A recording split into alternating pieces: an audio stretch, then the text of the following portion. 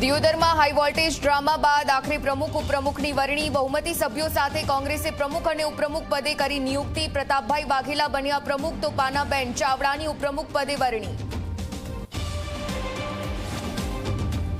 વડોદરામાં આપના જિલ્લા અધ્યક્ષ અશોક ઓઝાની ધરપકડ કરાઈ। પોલીસ અને આઈબીના નામે લોકોને ખોટા ફોન કરતા હોવાનો આરોપ। આંતરિક વિખવાદમાં આપના જ કાર્યકરોને હેરાન કરતા હોવાની ફરિયાદ।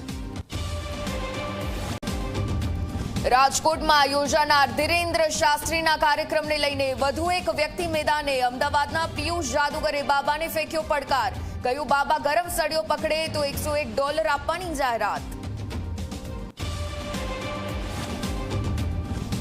ઉત્તર અને મધ્ય ગુજરાતમાં છવાયો વરસાદી માહોલ। અરવલ્લીના મોડાસા, માલપુર, શામળાજીમાં વરસાદ વરસ્યો। દાહોદના જાલોદ, લીંબડી, ફતેપુરામાં પણ વરસાદ। લોકોને આકરી ગરમીથી મળી રાહત।